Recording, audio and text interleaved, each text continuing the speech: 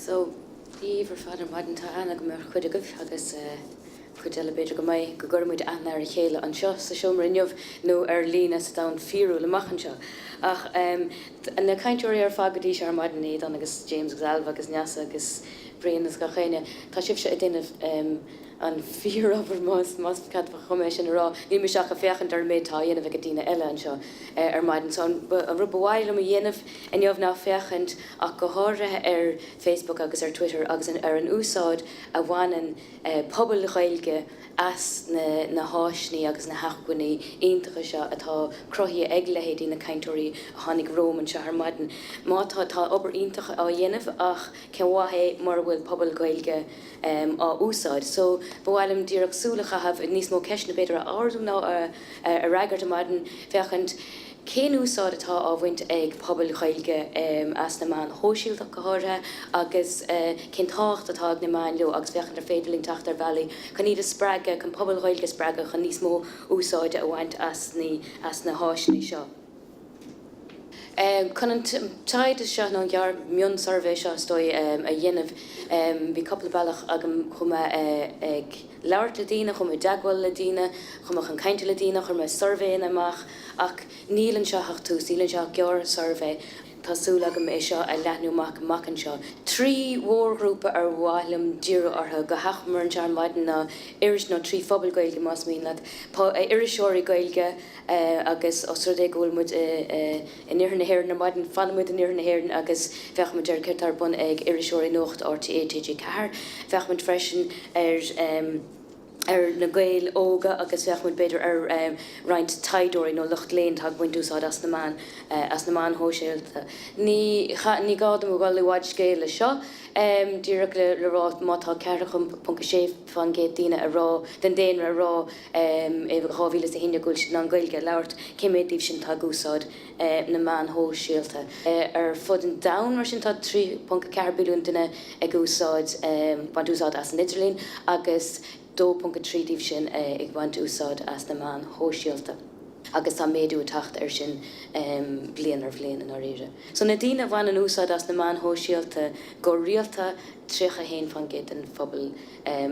ar man ar fud an da ach san nóir mar ecinn sin sin tá sé níos iirdená sin da a hocht fan géad an phobal ag úsáid na man hóisiilta. Camrial ar cás na héireann mar sin well ón na figurí atá is déanaítá ar fáilthóing 63 fan géad duine go mainn siad úsáid as Facebook. So Facebook in áí a man sóisialt an rá man sóisialt ag muinte na héireann trí chéile faoi láthair. Ina dhéag sin tag an Twitter trecha héin fan géad duine gús a Twitter agus LinkedIn fé hocht fan géad agus nuair hagann seach fad le LinkedIn tá níos lú duine a deir tá cúntas ag fé hocht fan géad duine ach tá hartar chuig fan géad duine a deir go muinn siad úsáid as aber go léúil gomparad le Facebook agus Twitter chuid mhór nach mar gachéine duine den 63 fan géad agus an trecha héin fan géad buinn siad úsáid léúil as na man sin nó ar a leid go seachtainúil. Ceann eile tá a muintear an úsáid as go háirda meascan meas néos óg ná Instagram ach díróid in jobh ar Facebook agus ar Twitter. Tá somid mar sin le nocht RTA TG4 agus leis na hiriseoirí. Glach trocha sé fan géad iriseoirí nocht TG4 sé fan géad duine nó 8 as an denúir iriseoir ar airglim teagháil dhéanamh le dragar siad an surveise agus ar ceantas na ceistin á cén úsáid bhuiinn tú as na man. Muinnn tú úsáid as na man hóisiilta, cad iad na man hóisiilta agus cén úsáid a bhuiinn tú as tú. Is anamcha cléite úsáid me jobh mar dtír chutas na hiriseoirí nach núsáid na go anamacha. So míní nó ógáin mar hampla ghfuil an chuid is mód an nuacht teachtanis ar dús ar na man hóisiilta agus go háirithe ar Twitter. So trí chéile éachmuid ar na freagaí thug na hiriseoirí trí chéile is ar Twitter an chuidúir chu good nuacht a tain siad ar Twitter chéidir na maidin chuna nuacht chun siar na nuachta áil an fálamach cad iad na scéalta nuachta is mód tá méle phobal an lá áthe sin nó chun siar nach nó chun scéal déadach a bheith na scéal nuachta a aimim siú. So tá baintear úsad as Twitter can scéal aimimsú, can nuachta aimimsú ach an sin nuair tá scéal acu héin. Ag na hirirteoirí héin bain siad úsad as Twitter freisin can bolscoireachta dhéanamh go bunúsach an scéal sin. Margheall go muinn siad úsad nó go muintear úsad as ar a gaí sin chur deir roinnt hirirteoirí freisin go gurn sin brúartha go bhfuil obair breise inis ortha go gaiith siad bheith ag saláthir den imán eile seo an nús ar an obairtá le déanamh acu le radio agus telefís. Der ní héchan mar habla tá brúar irisúirí ábhar tholáthir dá chuid cólachtaí né chur amach an imán hóisialt a gan bhail. Tá locht na bápéir agus radio áitiúil go háirithe móla Camry agad hain agus iad sanna tafta ábhar le chur lína láthach bán. Bíon ábhar chur lína acu nuair tá presó chuidí fós ar siúl, agus má cinnta go lábhar chur amach ag péiristeir tá na hirirteoirí tá seomra ling in jobh seans go bhfuil ábhar chur amach chana hain, so tá sin deachta ar bhealach nó dúláinte an go creaaltóirí tradiisiúnta mar bhfuil an nuacht le bheith hang go dtí 16 club Tránóna is cinnal staat siad ina seanna scéal hana héin ar bhealach sa caiith siad teacht ar bhealaí eile tá ar gúsáid na man hóisialta chun iireachtaí ina bheith géad duine an scéal scithe. An sin níomháin an chéadú an maidin go man na hirirteoirí úsad as Twitter ach bhíonn siad a chuineáil súil ar rihan lé. Mar hampla der na gnéhig bí me cunneal súl céir Twitter go havan lé, mar go minic inis go glosin duna faoi scéal ar Twitter ná na go ná chóir seile. Bainna mé bhd níos mó las as Twitter ná éon chóir seile Facebook san ámh. Seachas sin cuinín me súla gúna freisin ar híhanna ar nóstúris.caí. Is chuid lárnacht obair lé an iriseoire iad súla chuineal ar na man hóisialta agus bheith gníomhach ar na man hóisialta in jobhar wahala scéal scithe nó scéal aimimsú. Úsáid eile bhainean a bhaintear as a bhainean na hirirteoirí as na man hóisialta ná chun cainteoirí gailge aimimsú. Agus bhí sé le rá go chéan duna hirirteoirí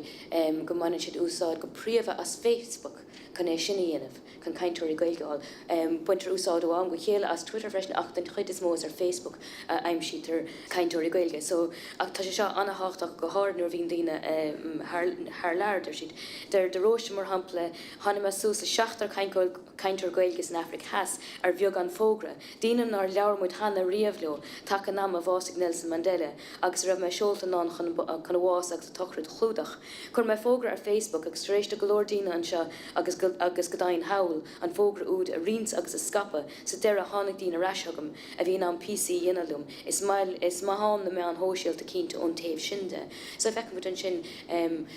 go míon iriseoirí go mín sin a bra ar phobal gailge agus ar phobal a bhfuil aithneach ar phobal ar chainteoirí gailge chun cainteoirí gailge a aimimsú agus deir siad freisin gur bailach anna hapig agus anna éasca lena sinna dhéanamh sampla eile ná nuair a phléas na bhúmi i báras deir ní chuileán. Bhí me sin tuairisciú i báras nuair a hála na honsathe. An sin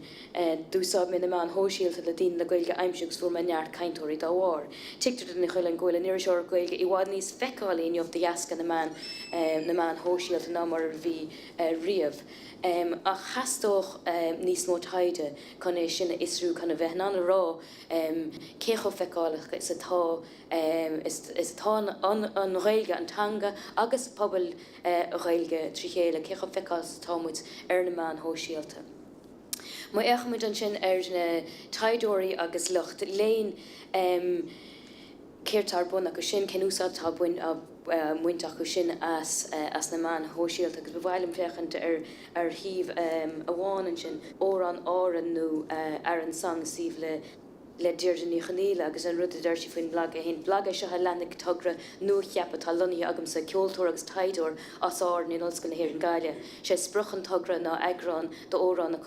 chumachan áir na eisiúnt I bhar im leabharnód le drúiasci nó MP3na fáilsechan a mai siomh takeúil idirlín ag a chumá. Si aimimún tugra ná deisiúirt áirnig go good órán hen tá muile a chur aráisi méle fphobal agus I láthair pobl eile agus an lína déirnach sin tá sin anna hácht ag sin go bunúsach an cúisitá ag hirirte é seo an blog seo a bheith eicegus an blog a scríb go mai cad ag pobl áireann sa gá seo a gcuidórán a churáis i mail pobl áireann ar dús go mai go dúirfií na hórán a reis go mai fáil ag pobl áireann ar na hórán agus a ríis in íag sin i chur i láthair phobal eile agus chunéis sin a dhéanamh banan dúirte úsáid as na man hóisialt freisin as Facebook agus Twitter. Déanann si iirecht blogan ag na mísa a go láthair agus é méle agus in Gaeilge go dáhangach in an Gaeilge chun tosaigh go baran lehannig agus an sinna bunan lehannig go handú bíon an legan béirle gon mar hapla ma mu sinnar féil na bhlahartach agus an sin an legan Gaeilge agus pí a fuaime go minic agus an sin ag bun bíon an béirle. Agus nuair bhíon díirde an sin duine fógur na bolscroachta ar na blagan tá scrífa ag ar ábhar agus ar órán áran déanann si go dáhangach é. So bhín sé ar Twitter chun si tweet amach in Gaeilge nó chun si tweet amach i méle bhuiann si úsáid as an dáhanga uaireanta i deanta chéile uaireanta Gaeilge amháin agus uaireanta eile béirle amháin. Agus ní bhain go bhfuinn si úsáid as na man hóisialta chun an tábhar taide an taide tá déanta ché choirí láthair pobl Gaeilge agus pobl eile déanann si bhuiann si úsáid as na man hóisialta freisin chun taide a dhéanamh. So mar hampla luigh si sin dom le déirnig go roisí déna taide i dé farsa ar le Seán Macra cha seall an acail agus chuir sé tweet amach a glór cúna ar bhí sé gur níos mó ólaí fin bharse agus bhí tepeirí leis na meán tradiisiúnta. Rinne fearr ar a bheanam dearmar gialtaí as acail teagháilm. Nis níor bhéin ana agam ar gialtaí ribhise go dain ar cascar i chéile riamhmuid ach bhí gialtaí an cuidúlum ina chuid fistrachan.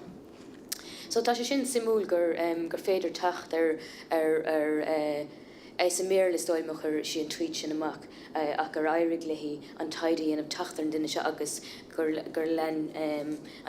si rá lena chuid taide an sin ar a gcuisin. Gus fear eile duine eile a tháinig choráisiachaí agus is a méle é Gaeilge gom leis go le scríbn fear seo chucé tar fear ógus ádan tá ar na Bretainna a hagad de bhlog dim chuid faoi ar gaí leis a bhí ar na Bretainna rive. Is an Afghanistan is mó bhí fear na linne seo le gurid. Bhain is fíorhanamh as an scéal sin is in Gaeilge scríbse. So seo córagras persan de teachta rasnú córa a tosú idir an taidór agus an pobl léthóireachta agus is trí na man hóisialta a dairig lehí an náistíanamh agus dúirtí nuair a chuala si go chun díorme cadarthaí cad an blag a lua inneomh agus dúirtí ó inis an ceantin do béise go an. So bín sé gúnaí a cuioine bhir ar a bobbal féachna tá hén bobbal léthirta ag hén agus gira an nasc seo a chothú agus a chruthú agus idir le scéalta insint agus scéal na beaga simúla a scethe agus ceisna a chur. So is bailach ionintach é le atá taidúir inis na man hóisialta chun teagháil a dhéanamh leis a bobbal léthóireachta mar go minic an loch léinn bí mu a scríomh agus bí na leabhar móra agus na PhD-na agus éile sit in áda ar shelf is sa leirlinn agus ní échan éine beidir go léthe trúr a riomheith tú héin stúrathóir agus an scrúdathir seachtrach beidir agus níag sin be sé siad sin ar an tef, so tá sé go máis go bhfuil gur féidirling an cuid an taide tá déanta go bailach nua agan bailach chun píisiní bega den taide iscethe seachas bheith déanana scéal mór fada i gcónaí mar is nósling. So the lenime orm just an sin bhhailm tagart anis go na Gael óga an dína ógatá úsáid na man hóisialta inneomh agus fechant dína tá caiintenis ar Gaelgóirí dína an sampatag inneomh ná cailín as a rís le na cad atá ag a tagart de agus dá sih lena Facebook inneomh cailín as na Hiláin agus buin tá sé an bín sé an gníomhach ar Facebook ach go háirthe níú achan sé nerd sin na Twitter tar sé ach go muinn sé úsáid as Instagram freisin ach fechar gom gur i méle den chuid is mó cé goil goilge lífa seo is i méle den chuid is mó a bhín si gníomhach ar Facebook cé chun si mac reint ábhar ingailge freisin agus tá spéis mhórach is atanga spéis órach is sa choultúr agus bín si freistal ar ihe na bhólamóí leúna bhthúrtcho daine eile tá gur bheith fólam na gailge. Seo tal ráici faoin na man hóisiiltas an tácht atá na man hóisiilta de. Tá na man hóisiilta antácht domsa go háirtha Facebook, Twitter, Instagram agus blogganna. Déanam nasca idir iad go honúil. Bhín sé níos éasca chun go maid daine in ann thuailanacht le greengraf na achlíocht sláinte obair agus achtraí eile de héad. Agus déanann sé bín sé caiintear golóir rudí éagsúla atá go raibh na saoil persanta héana agus den si de phlé agus den si nascaile le pobl eile sna réimsí sin ar fad. Dúsábin na man sách minic nuair bhí me th lear nuair bhí Wi-Fi sé ar neisce go úsáid me chuile lá Somália agus nuair bhí sé th lear le dearna go sé seola greengraf bhile agus rá bhí sé taiste le héin den chéadú agus bhí sé anna nervhíiseach marir. So bías le bheith annagus níor réine ina tánta go féidirlí le bheith fechadá a rá fechan an áitáling seo ach bhí sin anna rintar ar Facebook agus freisi gur a cóla directí nach breisi le héin agus bhí sé anna háachtaí freisin nuair lig si an fón póca titamar an talbh agus bhí an scáán, so bhí sé bra go mór ar Facebook agus ar na man hóisialta chun teagháil a chuine lena chláánach lena goilta smáileach na rála thugur sí sláán agus bra sí gart. Dar si das me sósa geantan na nila na gáile ach fós héin bín decartí am le litríocht an ghailge. So fáin me éí sééis go scríb i méle ó cinntas brailm gailge úsáid chumá agus a planagam si féidirlí na hosnú suas ag cain fé achtrií sláint agus mo híal scríf in gailge amháin. Tá reint blag an na béle scríf agam le bug an gailge antu. Agus sé seo simúú dar si tanear card agus plánagam le gailge leirtlo ach tá béle haar timppel arm chumá. Déanam iirecht gailge leirt nuair tá deiscom tá golóir grúpi achlíocht agus sóisialta hagan na chéile úsáid an gailge agus ba é sin an deis is fearr. Ach der sí freisin gúil si cinál drogalach gailge úsáid ar na man hóisialta marjouler aspa misni. Den chuid is mó bhfuil si nach chuid si chu muíach sin as a good scríóireachta as a good gramadí agus mar sin de agus go mar sin gomin sin níos éasca ag béle a scrí go níos mó chclaachta é sin dhéanamh agus go fatí ar agus aspa misnig an réilge úsáid go peblií ar a gcuisin. So an cheist a stoi is mó atá agin tanna háisna se ar fad agus na hacuiní ar fad tar fá agur ar fáil ag dtíine tá siad ítach agus is nó anniad. Ach, ceá anniad agus an opair neisce ar fad mar bhfuil muid an mar féidirling daine a bheile ach go thir daine óg a bheile chaníd úsáid agus chuna bheith gníomhach trí bhena gailge tá deis ítach agan inis ó feiceh muid ó méid táráte go min maidan go dáhangach ebrí na hiiriseoir go minic ar nóir bhín si de tweetáil go dáhangach ebrín si ar Facebook mar chéile le taidúirí béle agus gail bhí núsáid agus mar chéile le éis óg na tíre na gail óga na tíre agus is minicí ná chéile gur béle aránín siad tuisce aspa visning. So an rugby jaslumsa dhéanam na bheithnán tiletáide a dhéanamh sin feach an cadíad na man hóisialta cinúsáid atá na gailóga ach go háir cinúsá tá muint acu as na háisní agus na hacuiní tá anhanna héin bhil si de gúsáid na man na hacuiní gailge agus cadí na rudí ar bheasló a bheith ar fáil cadí na hacuiní ar bheasló a bheith ar fáil trí bhean na gailge agus conas is féidirlinn iad a sprega chun níos mó gailge úsáid go ar na man hóisialta agus chun pobl ar lína níos láidre agus níos feicáilí a chruthú agus a chothú agus sin an dúláin atáróna agus is dóilm ar bhealach gur dúláin de gachéine tá sa siúmra seo in áíir tá ann. Fuoinge atá sé canaracht a hespáint agus luige éiad an maid mantóracht. Agus fuoine atá sé sa siúmra seo is dóilm mantóracht agus canaracht a léirú agus díine a bheile agus fesacht agus má tá muide ag déine teagháil leis na díine seo má has míad amach leis a bobbal le díine bhfuilena go nátha agus teagháil a dhéine lo bheitgur a gailge a leabhart lo ar na man hóisialta agus iad a spreaga le tuile gailge úsáid ar na man agus as sin de réir chéile bheith ag á meach as spragus a chohu agus a cohu agus a tapú an deis intach atá an gailge agus pobl chailge anheartú agus a scapa.